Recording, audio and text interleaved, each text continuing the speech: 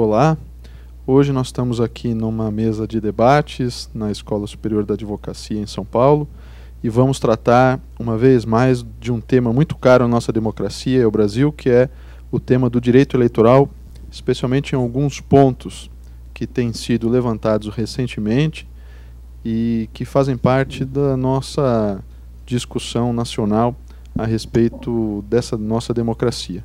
O primeiro ponto que nós vamos tratar hoje é com relação aos partidos políticos, ao número de partidos políticos, a forma de criação de partidos políticos, né, e como isto tem influenciado o exercício da democracia no Brasil. E o segundo tema de hoje será um tema contemporâneo, um tema da tecnologia, não é, nos avanços tecnológicos, que é o Twitter e a propaganda eleitoral por meio do Twitter com relação à recente decisão, inclusive do Tribunal Superior Eleitoral.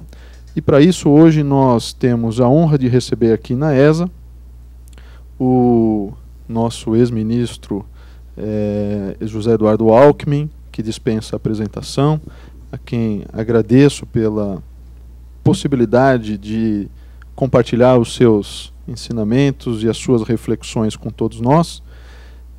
Foi ministro do Tribunal Superior Eleitoral, ministro titular, de 96, né, ministro? 96, a partir de 96, até 2000, né?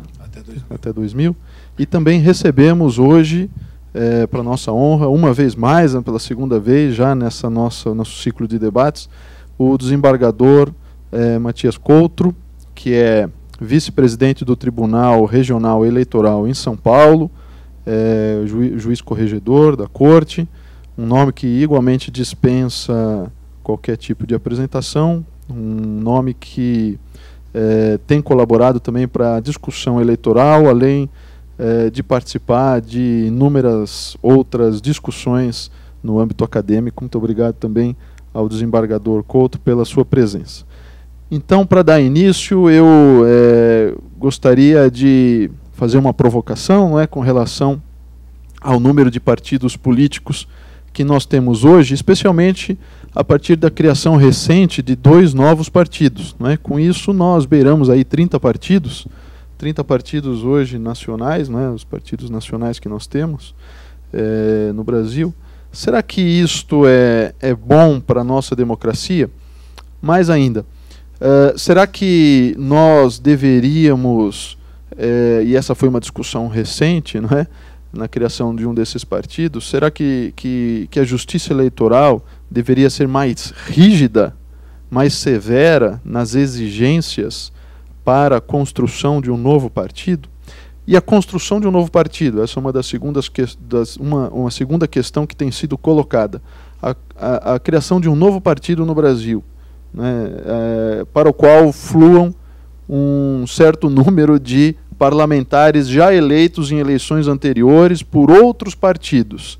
Esse novo partido, que já surge com uma força no Congresso Nacional e muitas vezes até em outros parlamentos estaduais ou municipais, esses novos partidos formados dessa maneira, para eles também devem ser revertidos e reconhecidos todos os direitos próprios e típicos dos partidos políticos, inclusive questões relacionadas a participação em fundo partidário.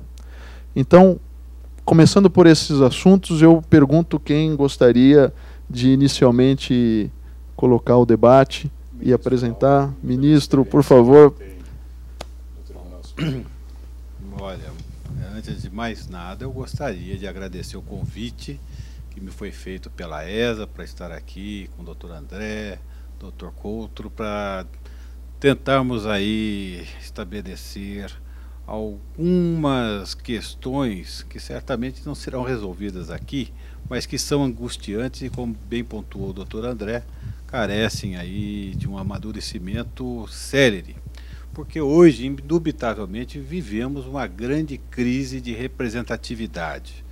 Em função de episódios recentes, fica claro que o Congresso Nacional já não tem mais aquele mesmo respeito, aquela mesma legitimidade de tempos idos. escândalos que vieram surgindo, que não tiveram uma solução definitiva, são anseios que não são atendidos, são atitudes que eticamente não são abonáveis. Isso tudo cria uma grande crise de representatividade. E bem examinadas as coisas, realmente, como bem pontuou o professor André, como disse com muita propriedade, essa questão da multiplicidade dos partidos é, sem nenhuma dúvida, uma das questões cruciais para se resolver esse problema. Acho, professor André, e aí me permito a crítica respeitosa, que naquele julgamento do Supremo Tribunal Federal sobre cláusula de barreira, talvez ali tenhamos perdido uma grande chance, né, de realmente caminhar no sentido de dar uma maior consistência à vida partidária brasileira.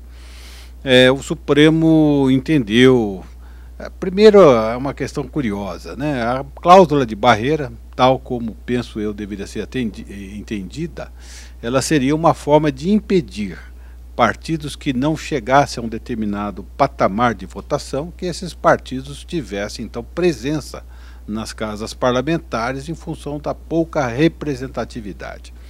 Mas verifico que na verdade a questão vem sendo posta de forma diferente do que entendi dos debates.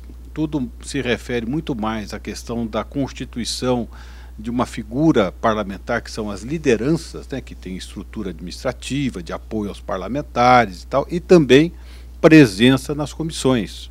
Então foi muito mais com essa premissa que trabalhou o Supremo Tribunal Federal do que com aquela que eu penso que seria a mais, que corresponderia melhor à ideia da Constituição, que é exatamente não permitir partidos sem representatividade nas casas parlamentares. Mas teve, na época, todos se recordam, algumas questões angustiantes, inclusive o tradicional PCdoB ficaria sem ter a representação, sem ter enfim, a representação parlamentar.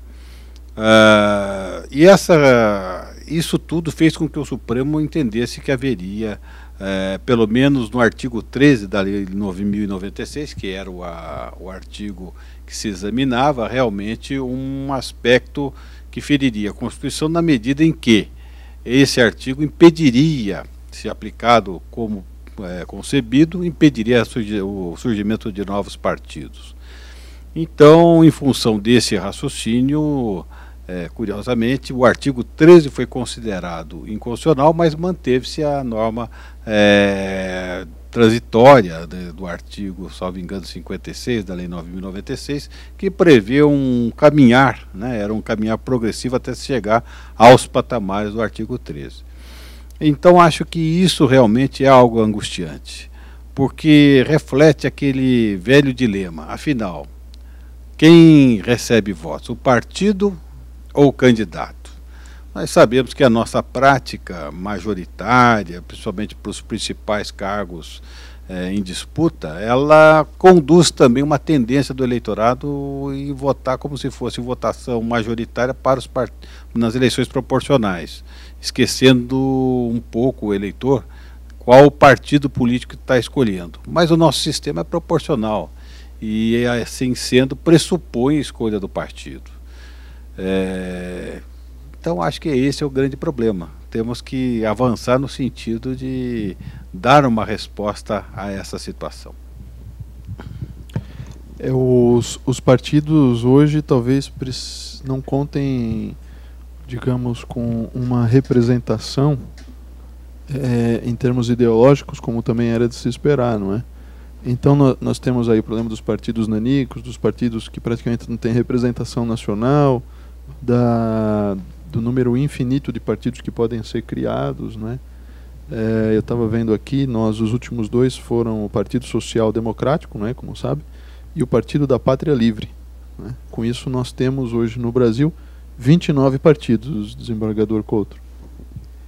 Bom, boa tarde a todos. Eu, em primeiro lugar, agradeço também o convite que o professor André e a ESA me fizeram para que eu aqui estivesse, principalmente pela honra de poder participar do debate junto com o ministro Alckmin, que eu tive a oportunidade de conhecer no início do ano, num outro debate, e que já conhecia suas decisões.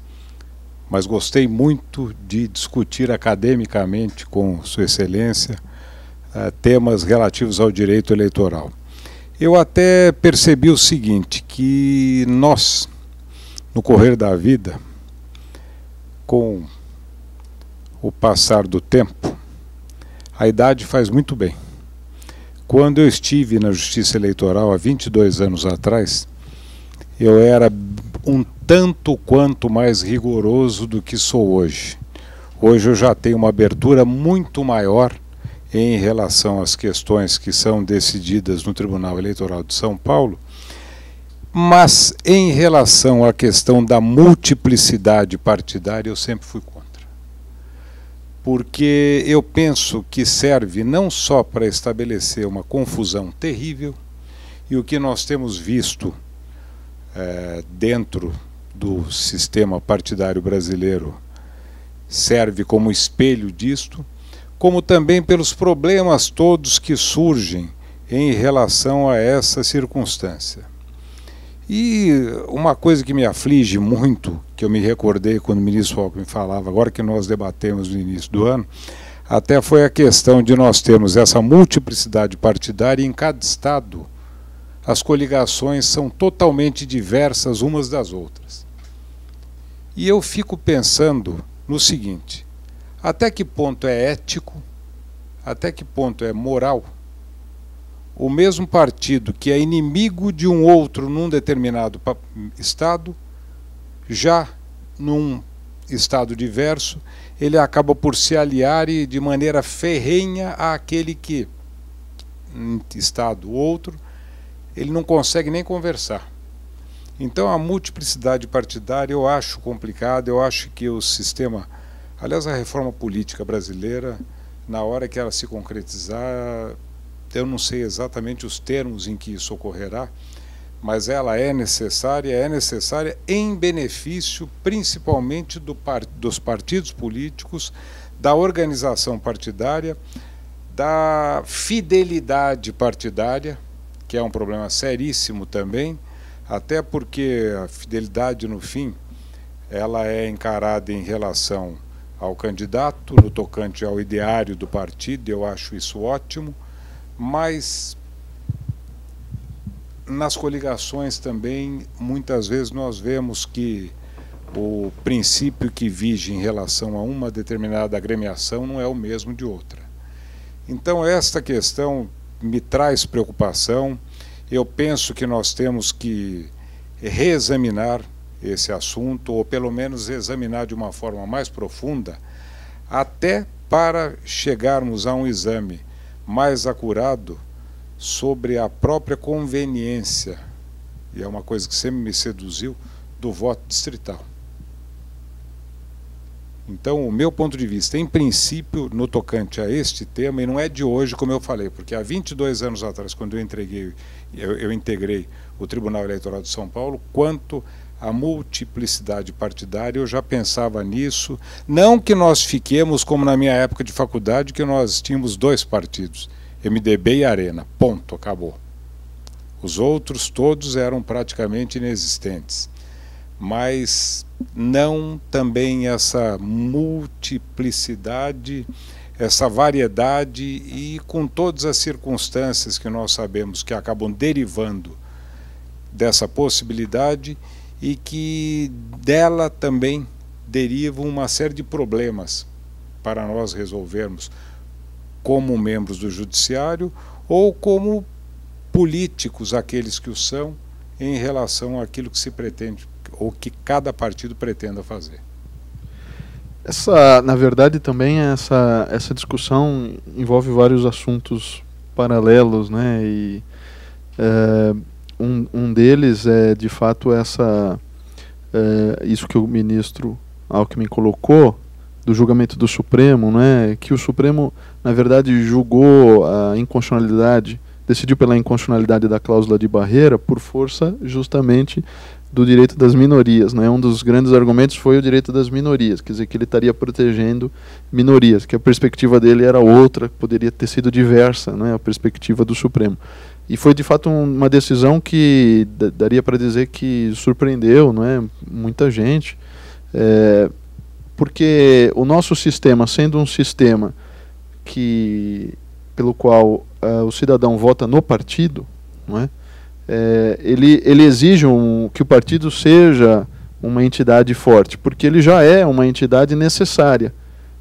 Por exemplo, no Brasil nós não admitimos candidaturas avulsas, portanto, o partido ele é uma entidade necessária entre a cidadania e o exercício do poder.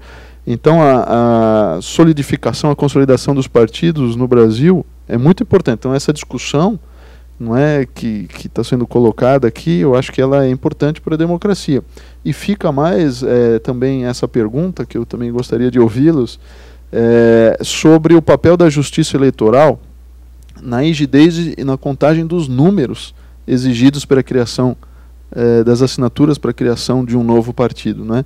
Essa foi uma discussão que houve recentemente, em mais de uma oportunidade. Aliás, um dos partidos que chegou recentemente, a criação desse partido recentemente ao TSE não foi aceita, né? Um deles não foi aceito, outros dois foram aceitos, mas um deles com um grande questionamento sobre a rigidez, o número de assinaturas, quem deveria ter certificado, não é, as assinaturas, é a Justiça de Primeira Instância, é o Tribunal Regional Eleitoral. O Tribunal Regional Eleitoral também tem que ter esse trabalho. O processo é um processo contínuo, em que o partido pode continuar colhendo assinaturas durante a tramitação, né? Queria ouvir um pouquinho também dos nossos convidados a esse respeito.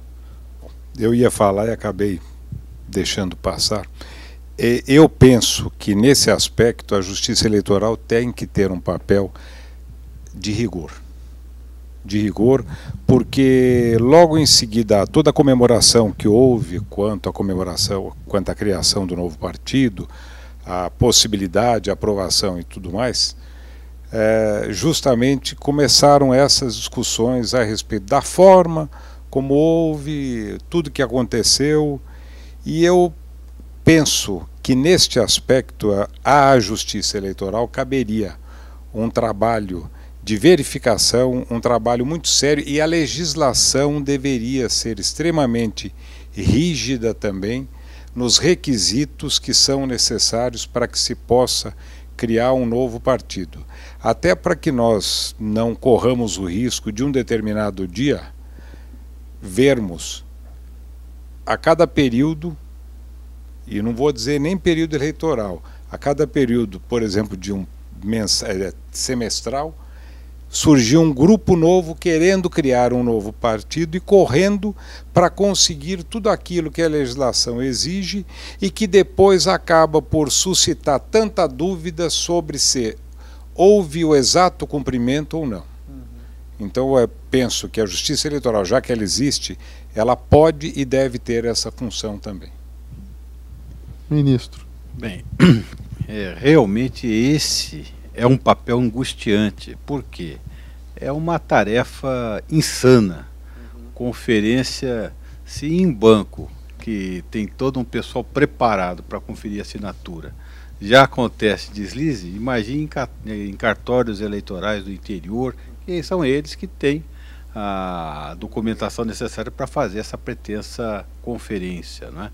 Acho que esse esforço ingente que hoje faz a Justiça Eleitoral, e quero deixar aqui registrado meus aplausos e o meu reconhecimento ao ministro Lewandowski, que deu tanta força a isso, que é o cadastramento por critério biométrico, né? Isso vai facilitar, porque evidentemente nessa hora de conferir assinaturas, se o partido for exigido dele que faça também uma espécie de coleta de assinatura biométrica, essa segurança será tanto maior. Mas o que não eliminará também... Já fica aí a sugestão. Pois é. Sugestão. Pois é, sem dúvida. Mas isso também não vai eliminar alguns episódios que se diz, não sei se é verdade, poderiam ter acontecido nesse episódio desses partidos recentemente criados, que lideranças políticas ou mesmo lideranças econômicas fizeram determinadas reuniões, né, agraciando os convidados com algum tipo de ou show, ou churrasco, ou chopp, ou o que seja, para que dessa maneira a pessoa desse lá sua contribuição, sua assinatura ao partido. Data vênia, não vejo aí nenhuma opção fortemente ideológica ou mesmo programática, né? É apenas o oportunismo do momento para atender burocraticamente às exigências da lei. Aliás, é uma questão angustiante que também o Supremo Tribunal Federal vai ter, certamente fará logo, vai ter que analisar, que é a possibilidade, diante da Constituição, dessa criação sem quebra de fidelidade de partido novo, porque isso foi estabelecido na resolução do Tribunal Superior Eleitoral, mas vale lembrar que isso vai nos remeter ao fim do regime militar, a 1978, quando, para flexibilizar, né, o quadro partidário, que antes, como disse o desembargador, era Arena ou MDB, o Pedro Aleixo, naquela época, quis criar um terceiro partido, nunca conseguiu, porque as exigências eram tamanhas que não tinha como atendê-las. Mas no pacote, salvo engano de memória, mas no pacote de abril de 77, aquele que foi editado com o Congresso fechado, ou logo em seguida, é que se concebeu a possibilidade da pessoa já eleita mudar de partido sem cometer infidelidade partidária. Eu não consigo alcançar como isso pode ser possível hoje, depois que o Supremo afirmou que a fidelidade partidária ela não é exatamente uma sanção, mas ela deveria ser entendida como um pressuposto da Constituição. Ora, se não pode mudar para um partido já existente, como pode então mudar para um partido a ser criado? Né? É o eleitor que presuntivamente vota no partido, no candidato, não autorizou aquele específico candidato a levar seu voto para uma nova agremiação, né? E eu acho que essa é uma questão muito séria, até porque isso vai ser uma forma fácil de burlar o princípio da fidelidade. N insatisfeitos com as agremiações em que estão, vão lá e fundam um novo partido, e aí estão a salvo de terem seus mandatos cassados. E nós vimos aqui em São Paulo que o Ministério Público Eleitoral entrou com mais de 500 ações, se eu não me engano, objetivando justamente a declaração da infidelidade e tudo mais, só que grande parte, ou pelo menos pelo que eu vi até agora, eu acho que eu tive um caso que não era exatamente partidos que estavam sendo criados, o cidadão saiu do partido em que se encontrava e o outro que foi em seguida criado, ele aderiu àquele lá. Agora, se nós estamos falando em fidelidade, como eu falei anteriormente, já comentei anteriormente, eu não sei exatamente se ocorre a manutenção da fidelidade, e digo por quê?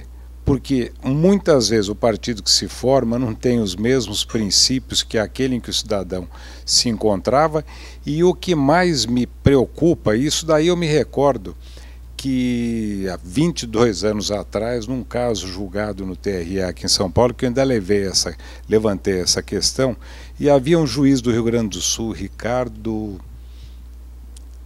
Jardim, o sobrenome, eu acho, que ele escreveu um trabalho excepcional em que ele mostrava a quebra da proporcionalidade dos partidos com essa admissão eventual, ainda que de forma justificada num ou no outro caso, de o cidadão sair do partido pelo qual ele foi eleito e passar para o outro, fazendo com que aquele partido que tinha na Casa Legislativa uma lotação tal, passasse a ter um número muito menor de integrantes lá. Então tudo isso daí é como... as consequências, né? Sim, que é o que acontece agora também. As circunstâncias laterais que acabam advindo são muito grandes. E não dá para a gente pensar simplesmente, não, vamos ser práticos. Prático não dá para ser, considerando que os resultados que vêm depois são muitas vezes imprevisíveis, ou mesmo que previsíveis, eles não conseguem ser contidos. Nesse caso, inclusive, o parecer da Procuradoria-Geral da República, não é? Sobre o questionamento do, digamos assim, do patrimônio do partido recém-criado, se ele carrega consigo já os benefícios todos que os partidos com tanto número de deputados têm, não é? Se isto, o parecer dele foi contrário, né? Se já poderia ser pleiteado. Isso ainda é uma questão que está colocada, ainda a ser decidida pelo Tribunal Superior Eleitoral. O tempo da propaganda, não é? A participação no fundo partidário, e por aí vai. Quer dizer, a desestabilização, vamos dizer assim, a mudança, não é? O desarranjo da estrutura que existe, estou falando especificamente desse caso do PSD, no Congresso Nacional é evidente, porque para lá, como foram vários deputados, ele se tornou já o terceiro maior partido, né, a terceira maior bancada do Congresso Nacional.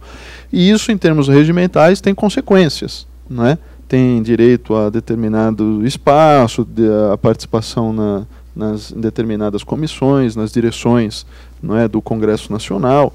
Enfim, isso já de imediato tem consequências que são de ordem político-regimental, do funcionamento do próprio parlamento brasileiro.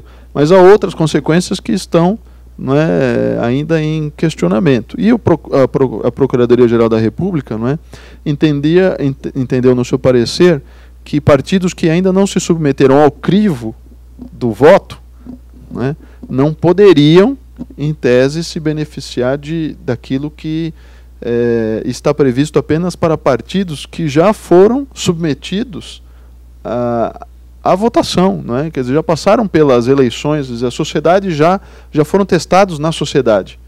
E um partido desses que ainda não, apesar de ser um partido grande, ainda não se submeteu às eleições. Esse foi o argumento utilizado, não é? Não sei, aí acho que nessa linha do que foi colocado pelo desembargador. E eu comento o seguinte com o senhor, professor, com o ministro também. Imagine o seguinte, que nós tenhamos um partido novo que acabe por se transformar no primeiro. Uhum. E aquele partido acabe por congregar todos os partidos, ou a maioria dos partidos que faziam a base do governo federal. E que neste partido os princípios sejam diversos daqueles que interessam ao governo federal. Como fica o Congresso Nacional nesta altura do campeonato e o Executivo Federal? Aliás, professor, se o senhor permite complementar o seu raciocínio, pior ainda é verificar que em grande parte o que se faz é corroer a base de oposição, né? Ou seja, o eleitor X votou num partido contrário àquele que acabou compondo a maioria. Então ele tem a perspectiva de que aquele voto que ele conferiu a um determinado partido e candidato seja uma voz contra aquela maioria que vai ocupar o poder. E de repente vê lá o seu votinho migrar para a base de apoio do governo, não é? Nós sabemos que o governo tem muitos encantos, né?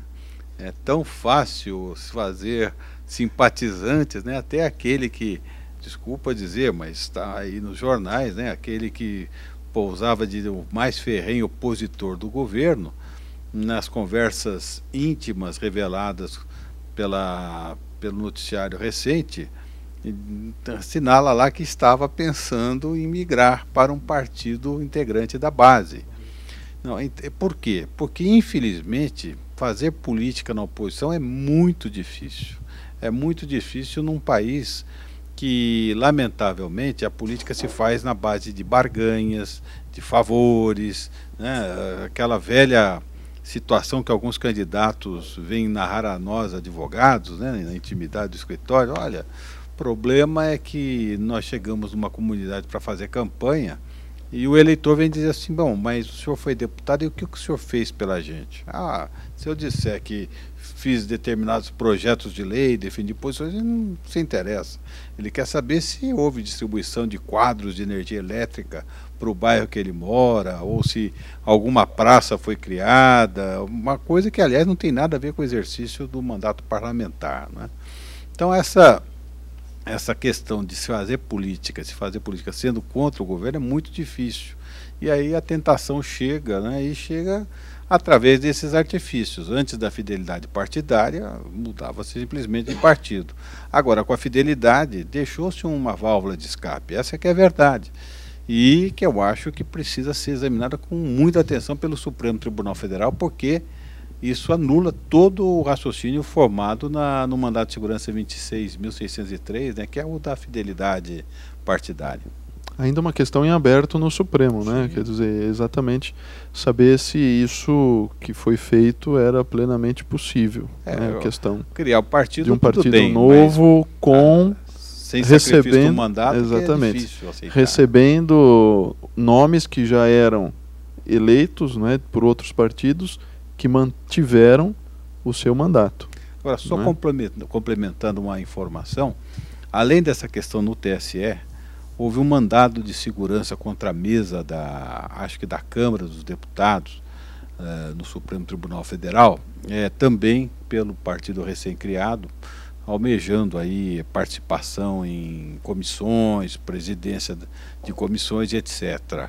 Interessante o despacho, ainda está em termos de liminar, né, mas o interessante é o despacho do ministro Brito, que é o relator, negando a liminar, exatamente sinalizando um entendimento parecido com o do Procurador-Geral da República, ou seja, só o partido que se submeteu ao crivo da vontade popular realmente deve ter os efeitos, os frutos próprios de uma agremiação que já teve o seu teste eleitoral.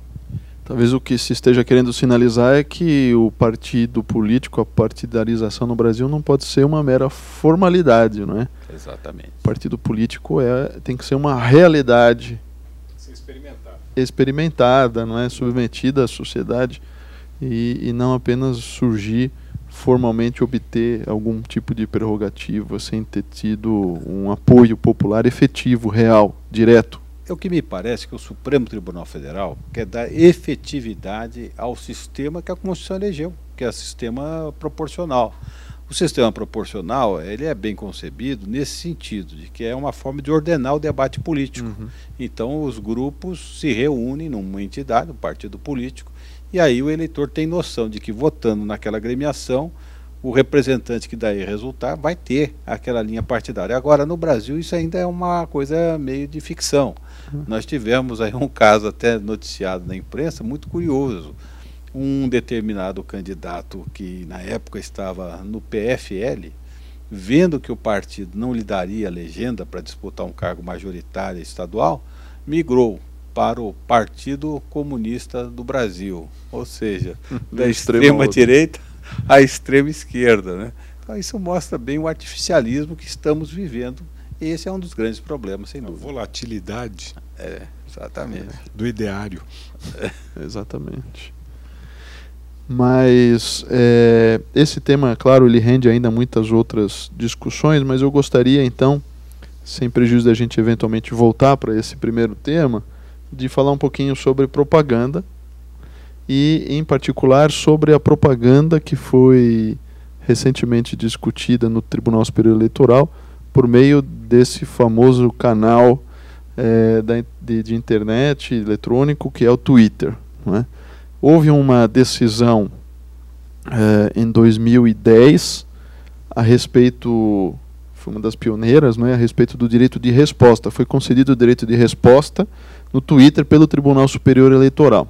Agora, em 2012, houve uma discussão sobre se a divulgação de nomes por meio do Twitter seria ou não uma campanha, uma propaganda antecipada, ou se não seria, porque não seria uma mídia capaz de alcançar esse tipo de viés, ter essa dimensão, né? Então a gente até ouve a gente ouvindo as discussões, né, que ocorreram, as conversas, né, se dizia muito, será que o Twitter é uma conversa de bar? Né? O Twitter é uma conversa de bar ou o Twitter é uma mídia capaz de alcançar um número indeterminado, indeterminável de pessoas e, portanto, deveria ser tratada como é tratada a imprensa em geral e, portanto, a propaganda ela sofreria aquelas restrições que nós sabemos que a propaganda eleitoral sofre até por questões de manutenção da igualdade, de concorrência, proibição de abuso de poder econômico, vedação disso e tudo mais. Então, eu queria ouvi-los um pouco sobre, em geral, a propaganda partidária, se o Brasil caminha bem com esse modelo de só permitir, a partir do dia 6 de julho, né, que a gente permite a propaganda partidária, ou se isso já é uma interferência, já por si só já é algum tipo de interferência na liberdade de expressão, de informação do cidadão e etc. E depois ouvir um pouco esse tema mais candente, que é o tema do Twitter, que é o tema do momento. Ministro Alckmin. Bom, eu começo dizendo que o primeiro desafio é realmente fixar o que vem a ser propaganda e especificamente propaganda eleitoral. Isso ainda é um tema meio em aberto. Nós temos algumas decisões do TSE dizendo o que não é propaganda eleitoral, mas o que é ainda não, acho que carece de uma definição mais clara. Agora, o que eu vejo sobre o tema de propaganda é o seguinte: estabeleceu-se com o discurso de que era necessário baratear as campanhas eleitorais uma limitação no tempo da duração das campanhas, como se isso fosse fazer com que todos tivessem relativamente, é verdade, mas uma certa igualdade de oportunidades, impedindo que candidatos mais ricos viessem desenvolvendo campanhas já desde início do ano até antes e chegando ao pleito com mais força eleitoral. Então a ideia seria essa, mas o que se verifica é que acabou ocorrendo, a meu ver, um desastre. Nós que assistimos propaganda eleitoral antes até da Lei Falcão, né, sabemos o efeito que tinha aquelas campanhas mais longas. Muitos reclamavam, desligavam o televisor, o rádio, não queriam saber, mas o fato é que aquilo acabava chegando à grande maioria das pessoas, né? Tanto que até hoje se canta aí o jingle da campanha do Jânio Quadros, o Varre, Varre, Vassourinha, quer dizer, virou um clássico, né? E de outras campanhas. Talvez não se consiga lembrar muito bem de jingles de campanhas recentes, né? Se chegar para uma pessoa e perguntar, olha, qual o jingle da campanha do candidato X em 2006? Muito provavelmente as pessoas não vão lembrar. Por quê? Porque realmente a propaganda é muito curta. E aí qual o efeito disso? E na sua opinião, seria aquele modelo era melhor, um modelo mais aberto, mais extenso, né? A meu ver, sim. Porque o que eu verifico é o seguinte: hoje só tem chance os candidatos principais, que têm maior tempo de TV. Aliás, por isso essas coligações malucas, né? Porque no estado o partido está com um determinado número de partidos, no outro estado é opositor. Mas por quê? O interesse de compor o tempo da propaganda eleitoral, né?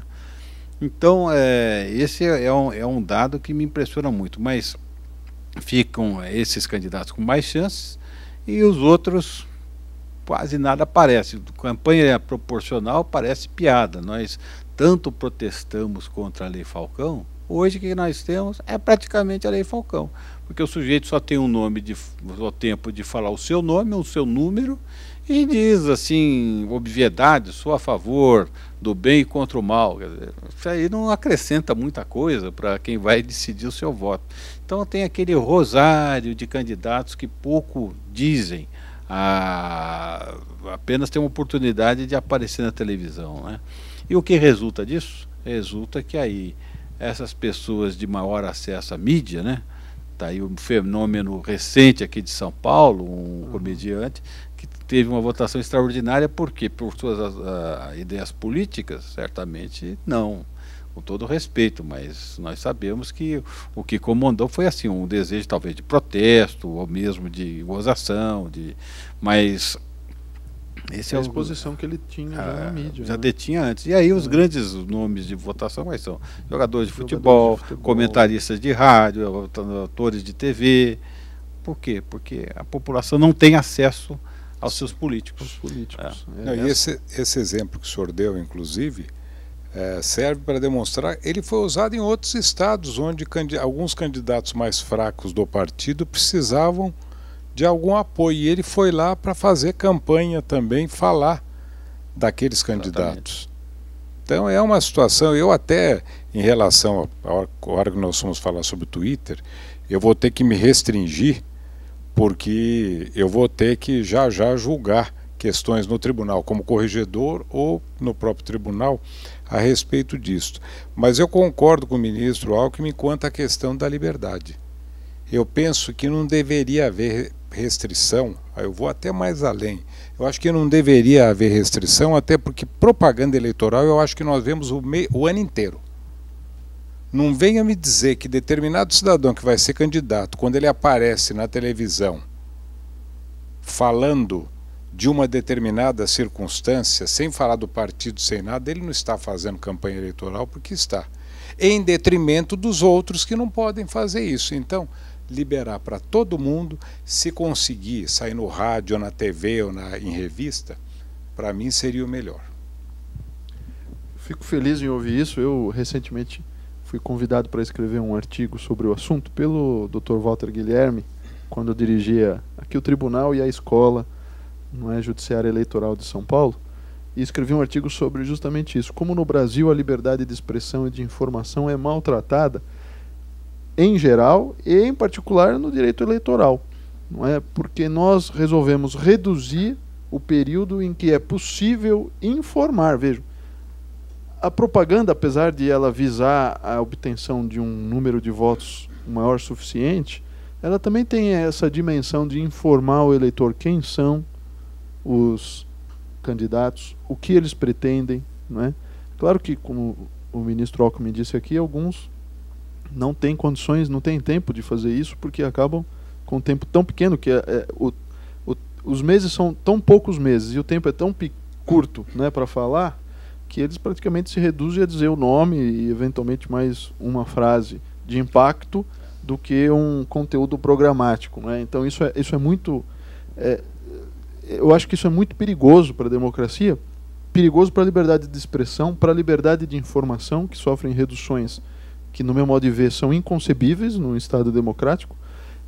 Claro, a minha única ressalva é o trabalho da justiça, né?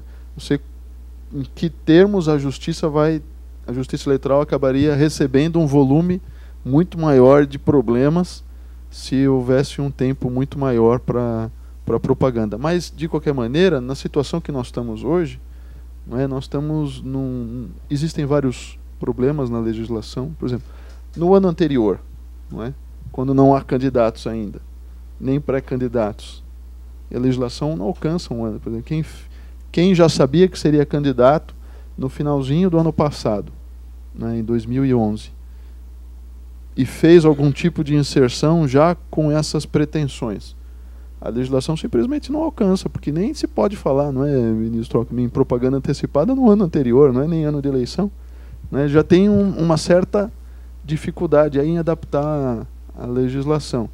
E a gente sabe de todos esses nomes e pessoas conhecidas que acabam até sendo procurados por alguns partidos, para que o partido possa ter alguma projeção a fim de obter votos para os demais candidatos daquele partido, né? Todos apoiados num carro-chefe que é ou um jogador de futebol, ou um artista, um comentador de rádio da região, né, conhecido. Então isso tudo talvez devesse nos levar a uma reflexão maior, como foi colocado aqui, sobre essas limitações que nós estamos ainda hoje reproduzindo, não sei se de maneira plenamente consciente, com relação às suas consequências, não é? Eu quero revelar uma preocupação minha, porque isso já aconteceu na eleição de 2010 e eu acho que agora com mais intensidade. Temos aí a questão da lei da ficha limpa, que apesar de o Supremo já ter mais ou menos estabelecido suas balizas, mas dizem que direito é o que o advogado pede e o juiz dá, né? Então certamente não faltarão candidatos que estão atingidos pela lei que tentarão seus registros. E aí, especificamente no campo da eleição proporcional, vamos ter essa situação bastante crítica, né, dos chamados puxadores de votos, às vezes a mais inelegível das criaturas sobre a face da terra, se apresentarem esses puxadores e conquistarem grandes votações para os seus partidos. É uma discussão que também me parece que ainda o Supremo Tribunal Federal não tocou e precisa urgentemente resolver. Porque se nós estamos no sistema do voto proporcional, antes de tudo, o eleitor escolhe o partido. É assim o sistema proporcional, tanto que ele pode parar por aí. Ele pode simplesmente votar na legenda e o voto é perfeitamente válido. Então, a primeira escolha é do partido. Secundariamente, é do candidato. E aí vem a questão. Bom, será que se o candidato não conseguir ao final o seu registro, se pode invalidar o voto dado ao partido? É legítima essa invalidação do voto ao partido? Hoje a jurisprudência diz que sim. Eu discordo da Tavênia. Eu acho que aí é inverter a equação. É dizer que o voto ao candidato passa a ser mais importante que o voto dado ao partido. Então está havendo uma contradição com o sistema proporcional. Não é? Agora, se dirá, bom, mas na prática é assim, o eleitor realmente pensa no candidato e não está nem querendo saber exatamente qual é o partido que ele está votando. Tanto que vários, logo após a eleição, se perguntar que partido você votou, ele não sabe. Aí, mas não é o sistema, mas o é sistema, partido, né? Pois é, esse é o problema. Vamos valorizar o raciocínio do eleitor ou vamos valorizar o sistema constitucional? É melhor alertar o eleitor ou é melhor interpretar o sistema de modo a moldá-lo de acordo com a consciência do eleitor? Eu acho até, e fica uma sugestão, que a Justiça Eleitoral faria muito bem, já que tem tantas campanhas informativas antes da eleição, fazer essa advertência ao eleitor. Olha, em eleição proporcional, partido é a primeira coisa a escolher. Depois, aí sim, se quiser, pode não querer, vai se escolher o candidato. E a contagem do voto para o partido não pode ser eliminada, anulada, por questões relacionadas a um nome. Veja só, por exemplo, que vivemos em 2010, com a lei da ficha limpa. Muitos candidatos não souberam já, depois de iniciado o mandato e tudo mais, se tinham ou não. Aliás, tem ainda hoje questões pendentes. Por quê? Tem candidato que, a depender do resultado do processo daquele outro colega de agremiação, ele pode ou não, né? Lá em Brasília tivemos um caso recente, isso está em discussão, quer dizer, um determinado candidato, os seus votos foram tidos como nulos, porque cassado o seu registro, e aí vem a pretensão do candidato do outro partido, que fala, bom, mas com esses votos nulos sou eu que devo entrar, então. Né? De outro partido. De outro partido. Por causa da jurisprudência atual. E o suplente do mesmo partido está brigando com esse candidato do outro partido, por conta da vaga. E o que o ministro acabou de comentar a respeito da questão do voto para o partido, mas eu vi uma pesquisa que fizeram na televisão faz uns 15 dias, um mês no máximo, em que paravam cidadãos na rua aqui em São Paulo, principalmente no viaduto do Chá, e perguntavam: quem você votou na última eleição para deputado federal? Ah, não lembro. E para prefeito? Não, prefeito eu lembro, mas deputado federal não. E deputado estadual? Ih, rapaz, faz tanto tempo já que não estou lembrando mais. Então eu fico sem saber no que ele votou. Porque eu particularmente fico me perguntando, será que ele votou no partido? Mesmo para votar no partido, ele tem que ter escolhido alguém daquele partido para votar. E ele não consegue lembrar isso? Então é complicado. É uma situação que ainda merece mais também reflexão nossa, né? A questão do partido porque senão nós exacerbamos ainda mais essa conotação personalista do nosso modelo partidário, né? Exato, essa é a grande dificuldade que temos que superar. Bem colocado pelo ministro. É um país que, afinal de contas, sofreu primeiro lá no segundo reinado o predomínio de Dom Pedro II. Depois, na República Velha, uma prática democrática incipiente, não é? Aí tivemos o longo período de ditadura Vargas, um interregno democrático aí, mas que a grande maioria da população ainda não votava, porque com a exclusão do voto do analfabeto, o número de eleitores era relativamente pequeno, né? Então, para valer mesmo, meu modo de entender, estamos vivendo a democracia agora, né? Com a admissão ampla do voto analfabeto, de pessoas com mais de 16 anos, etc. Então é uma nova história que está a se escrever. E agora eu inverto e pergunto ao senhor, por que se o analfabeto pode votar, o candidato que seja, a pessoa que queira ser candidato e seja analfabeto também não pode ser candidato. Eu, particularmente, entendo que deveria, ainda mais hoje em dia, que a pessoa tem tantos meios de se informar, né? Não é só a escrita, né? Eu acho que não há razão nenhuma. Aliás, o professor Eli Lopes Meireles contava um episódio antigo, né? Já naquela época, de uma cidade interior, que o mais qualificado administrador da cidade era analfabeto.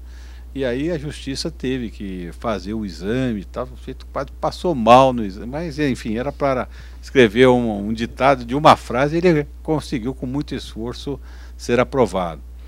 Mas dizendo ele o seguinte, olha, se a pessoa não passa, não teria quem pudesse. E é uma realidade ainda hoje, não é, ministro? Em muitos estados, não é? E isso até me foi reportado recentemente, num evento que nós fizemos lá no Tribunal Superior Eleitoral para a magistratura de todo o Brasil, não é? Com um relato de alguns estados, no caso especificamente do Pará, por exemplo, né, de cidades do interior, nas quais praticamente não haveria ninguém, e aí entra na questão do teste que a Justiça Eleitoral deve fazer, como deve fazer, não é? E que grau ela deve exigir para fazer esse teste com relação à alfabetização, né? E dizendo que fazendo um teste rigoroso, porque alguns até colocavam, é preciso se fazer um teste de leitura e compreensão de texto, né? O que, evidente, no meu modo de ver, já vai muito além, não é, do que se exige ou do que se deveria exigir. Mas há casos que a gente conhece que a Justiça Eleitoral de primeira instância, os juízes, fazem, né, testes dessa envergadura, que são muito mais complexos. Esses testes, em muitas regiões, nas eleições municipais, desqualificaria, se não todos, em alguns casos todos, né, em outros a maior parte dos possíveis candidatos, deixando em branco, não é, os cargos existentes. Então aí também é um problema, né, penso eu.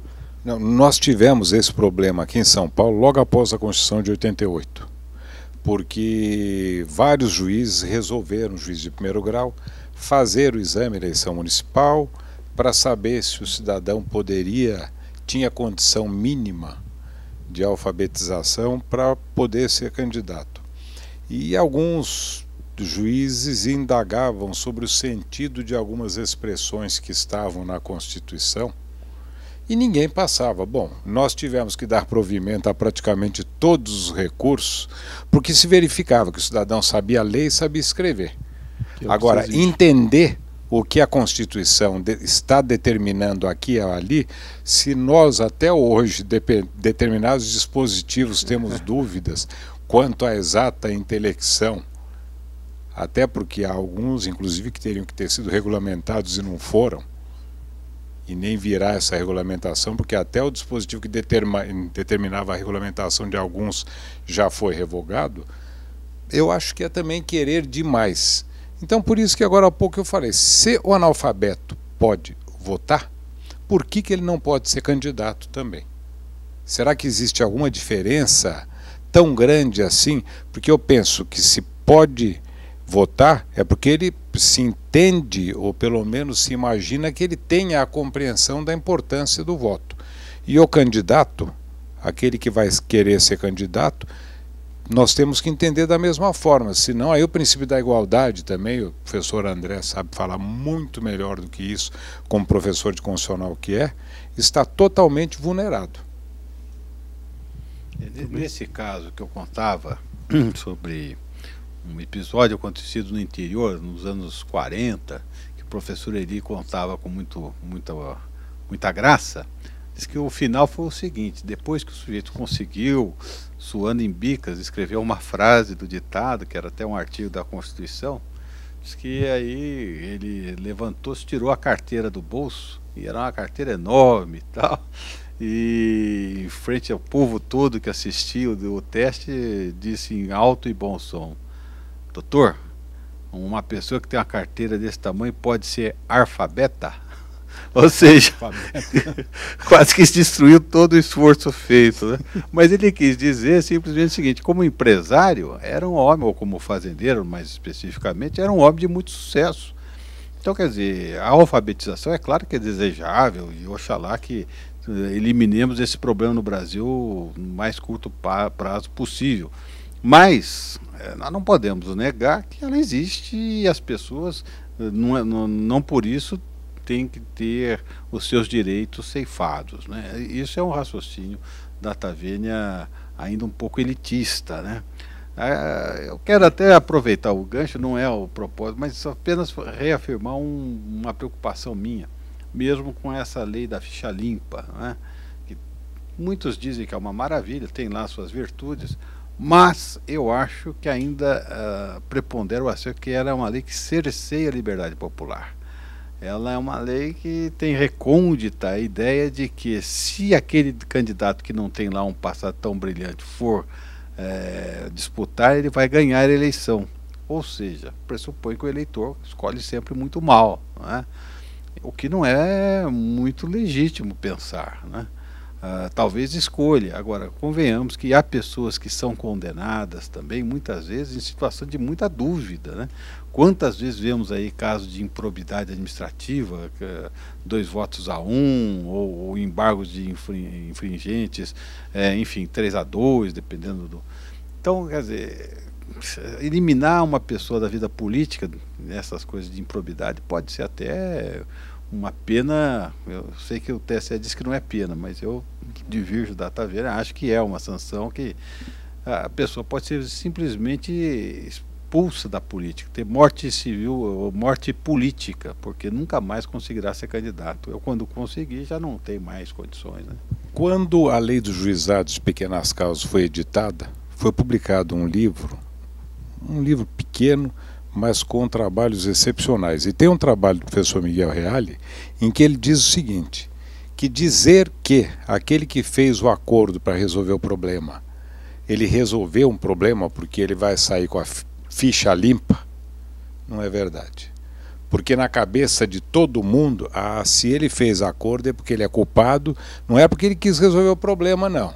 Ele quis simplesmente evitar o risco de uma condenação, receber uma pena maior e tudo mais. Então, psicologicamente falando, esse tipo de situação é constante. E eu penso, inclusive, aliás, eu tenho defendido esse ponto de vista e tenho ficado vencido no tribunal, não totalmente, porque já tem quem me acompanha, que na própria prestação de contas de candidato, aquela regulamentação que determina que a prestação de contas aprovada com ressalva não traz qualquer problema para o candidato, se ele quiser se candidatar de novo, eu penso que traz sim, porque se alguém chegar e falar a meu respeito, que me conhece, que gosta de mim, mas sob o aspecto profissional tem ressalva, é porque está me taxando mal, ou está me considerando mal.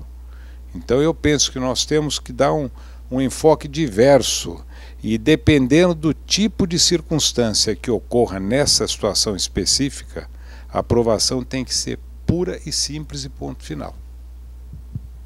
Talvez eu esteja sendo muito liberal, mas... Mais uma dessas recentes decisões, né, é a apresentação versus a aprovação das contas, né, ministro Alckmin? Não, pois é outra questão que está aí na ordem do dia, né? Porque isso já vem de eleições anteriores, e é saber se a rejeição de contas, contas que foram apresentadas, mas se esse fato permite ao candidato ou não, e por quanto tempo não poderia, caso a resposta seja negativa, receber a certidão de quitação para a Justiça Eleitoral.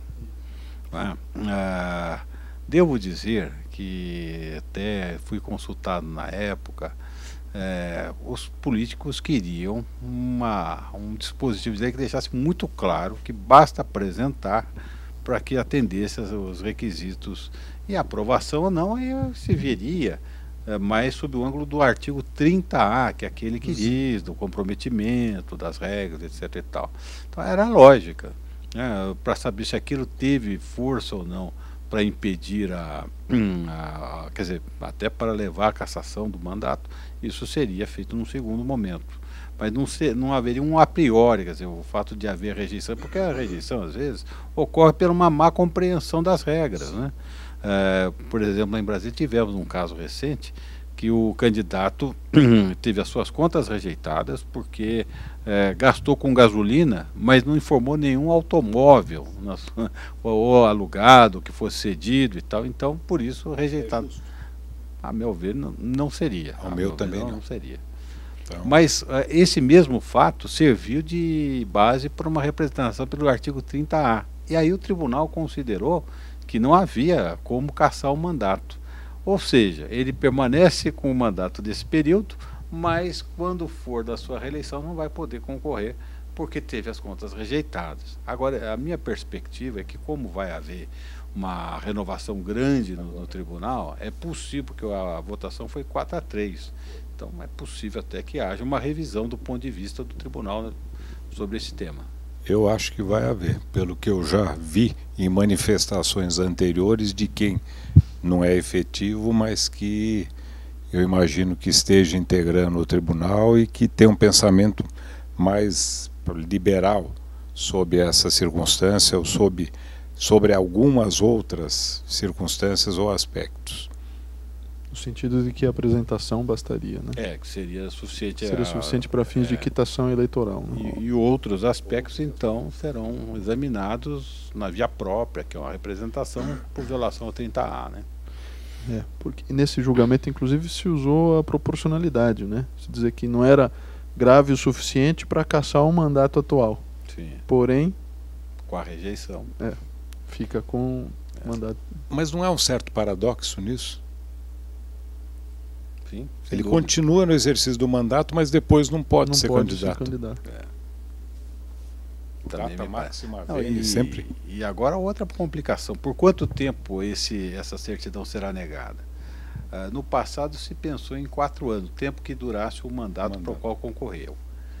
Mas alguém ponderou que seria tempo demasiado, aí veio a ideia de 2 anos. Mas aí alguém disse, não, mas tem contas da eleição de 2010 que não foram apreciadas, até de 2008.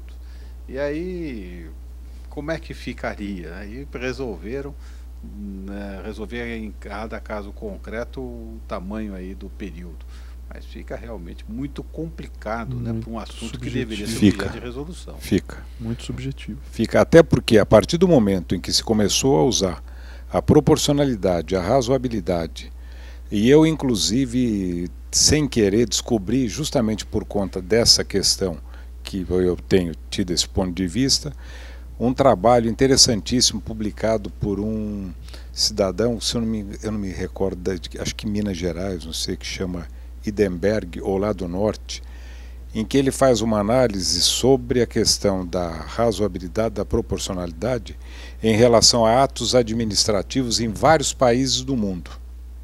Alemanha, ele vai daí para fora. Então ele vai mostrando a interpretação que cada país tem a respeito do assunto, e o que se nota é o seguinte: em países de uma cultura jurídica extraordinária, a abertura que existe é muito grande sobre o próprio conceito do que seja razoabilidade, proporcionalidade, e inclusive eu acabei caindo no fim no artigo 5º da Lei de Introdução às Normas de Direito Brasileiro, que um trabalho que eu encontrei que fala que justamente esse dispositivo nada mais é do que o princípio da proporcionalidade e da razoabilidade. Aliás, se me permite, de novo, trazer um assunto que não é bem do nosso encontro, mas pelo menos para deixar os colegas aí o debate. Se em relação ao período de inelegibilidade da lei da ficha limpa, agora que realmente é um período extremamente longo, não seria possível também ao judiciário aplicar o princípio da proporcionalidade e da razoabilidade, porque isso, aliás, já foi feito, né? Na sanção da lei 9.096 quanto aos partidos políticos que usarem mal o seu tempo de propaganda partidária, a lei diz que haveria perda do programa integralmente do próximo semestre. E o TSE flexibilizou, dizendo não, mas depende do tamanho da ofensa. Então, há uma proporcionalidade hoje consagrada pela jurisprudência. Se é assim, na inelegibilidade isso não poderia ocorrer? É a minha questão. Eu penso que sim, até porque faço uma outra colocação, que é, cada um vai pela sua área, como a minha é o direito privado, a cláusula penal. O Código determinou isto, no Código de 16, que tinha que se aplicar a cláusula tal. A jurisprudência não foi proporcionalizando a cláusula em razão do descumprimento que teria havido, dependendo do tamanho do descumprimento, a cláusula seria maior ou menor, e hoje está consolidado esse princípio. Se para esta circunstância que o ministro referiu, e essa daqui, a jurisprudência teve esse entendimento, e existe também uma tendência natural à flexibilização, e a própria Justiça do Trabalho vem tentando, vem procurando e vem manifestando entendimento nesse sentido também, pelo que me consta. Por que na Justiça Eleitoral nós não podemos fazer isso, especialmente nessa circunstância? Eu concordo plenamente. Vai ser mais um tema aí a ser enfrentado, mais uma dificuldade. Conceito de proporcionalidade e razoabilidade.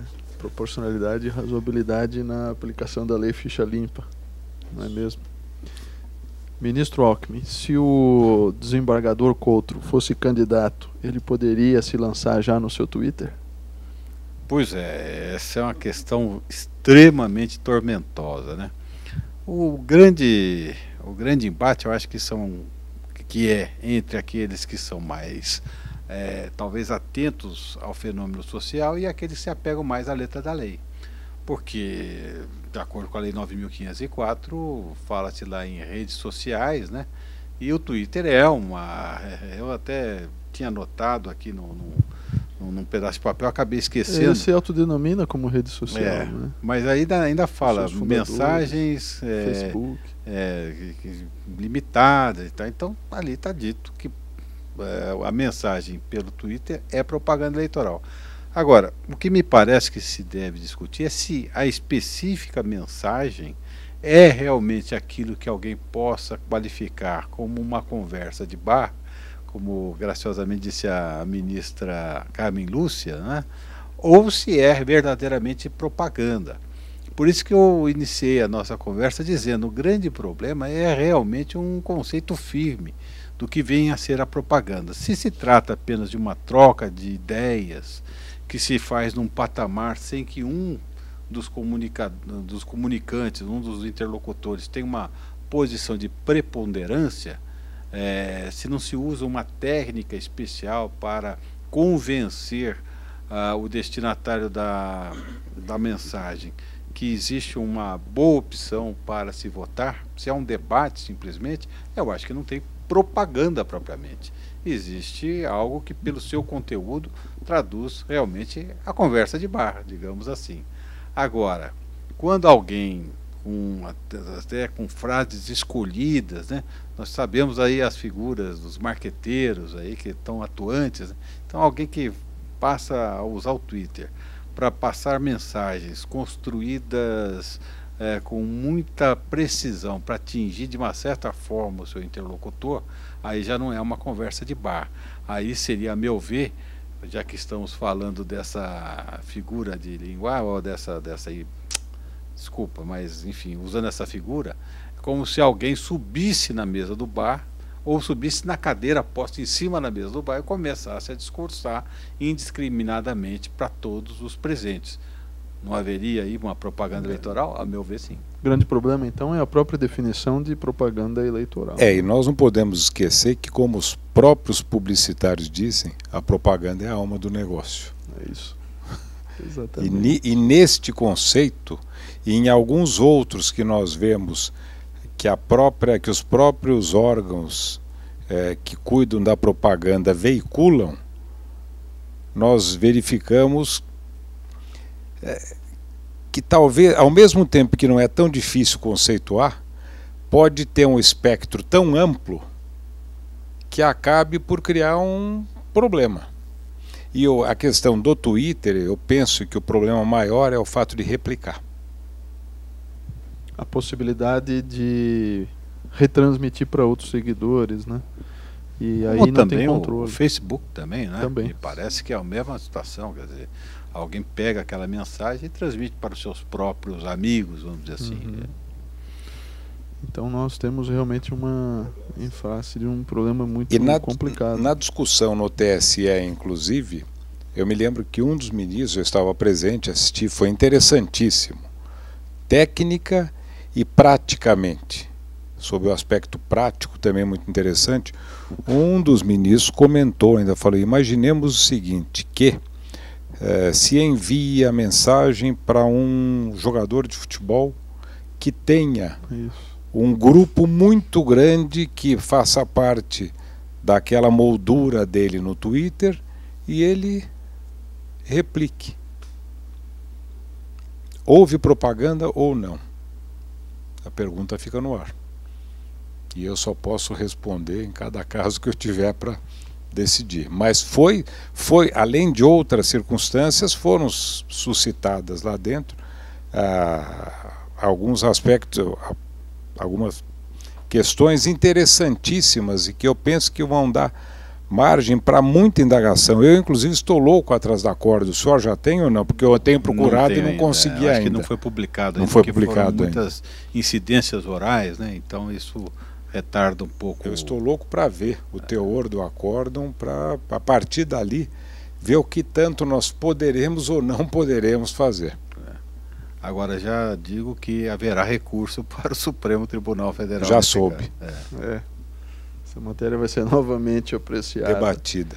E aí a gente vai ter novamente essa discussão. Porque de fato até lembrando até um evento que o ministro Alckmin teve recentemente, o ministro Henrique Neves falou desse assunto, não é? E lembrou dessa possibilidade que o desembargador colocou de replicar, de retransmitir, não é? Uma frase, né? E ele diz, bom, imagine que uma dessas pessoas que recebeu é uma pessoa que tem milhões de seguidores no Brasil, né? E aí quando ele replica, a gente tem aí de fato atingindo um universo muito grande. E aí o exemplo que ele deu, né?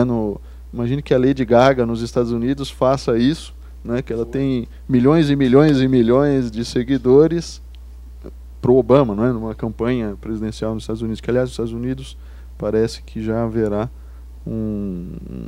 uma dimensão específica de propaganda pelo Twitter, né? O Twitter já vai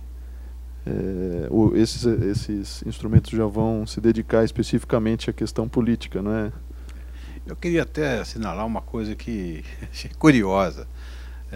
Vindo para nosso encontro, entrei na internet e botei lá candidatura Twitter. Para minha surpresa, aparece uma página do Twitter incentivando os candidatos a usar o Twitter como meio de propaganda. Até tem num pendrive aqui, poderia depois então, até... mais um problema. Então o próprio Twitter se coloca como meio hábil a fazer a propaganda eleitoral. Exatamente. Mas de qualquer maneira fica ainda essa discussão sobre o que é propaganda. Até me lembro recente decisão do TSE que se discutia uma frase colocada um adesivo num carro, né? Acho que era agora é XXX, né? Não vou dizer o nome.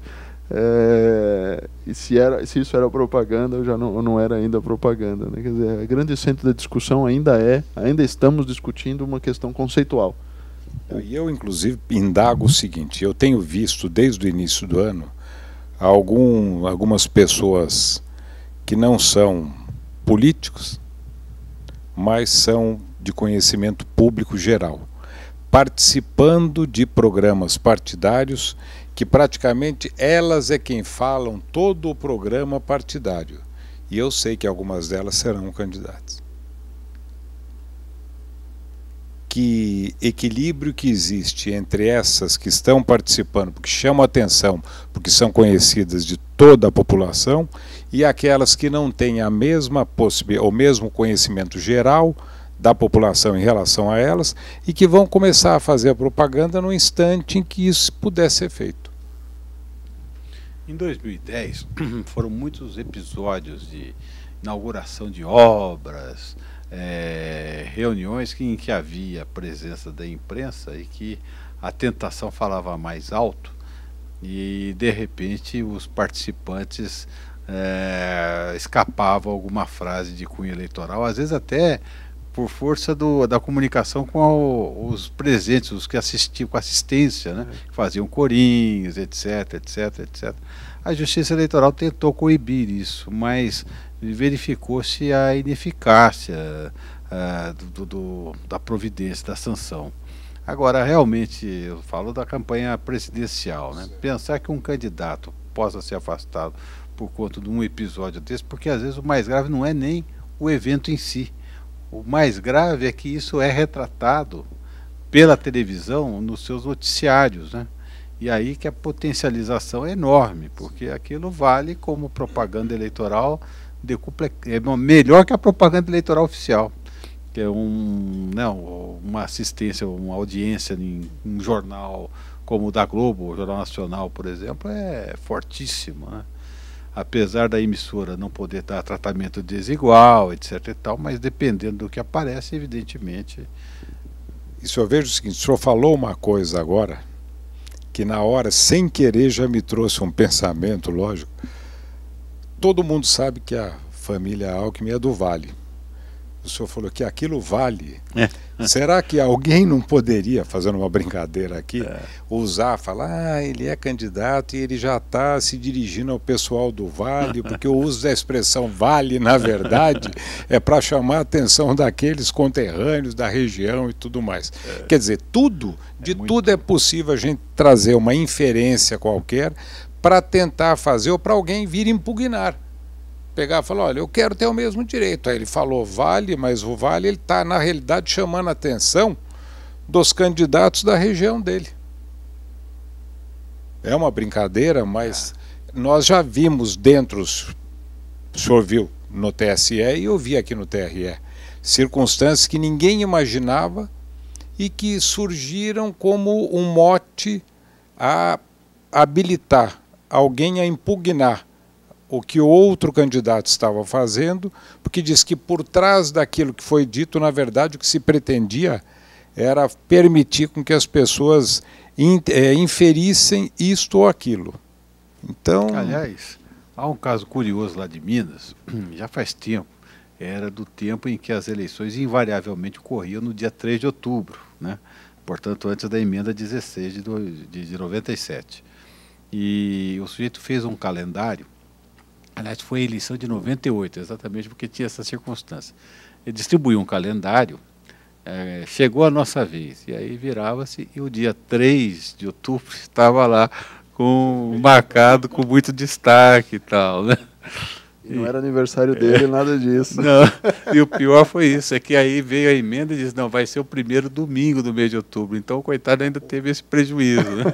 Mas, de qualquer maneira, como ele distribuiu com alguma antecedência, foi considerado propaganda eleitoral antecipada, porque disse o Tribunal Regional Eleitoral de Minas, para quem entende, um pingo é letra, e ali está claro a vinculação.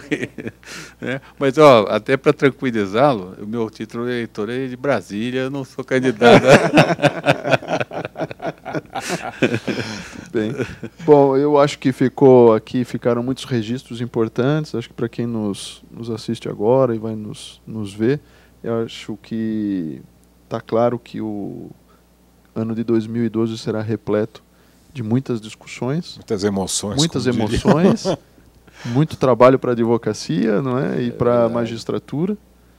E então eu queria nesse momento agradecer uma vez mais a presença dos nossos ilustres convidados, desembargador Antônio Carlos Matias Coutro, o nosso ministro Alckmin, dizer a todos que espero que acompanhem aqui para maiores esclarecimentos, não é? Que permaneçam acompanhando aqui as nossas discussões na Escola Superior de Advocacia da OAB de São Paulo. Muito obrigado.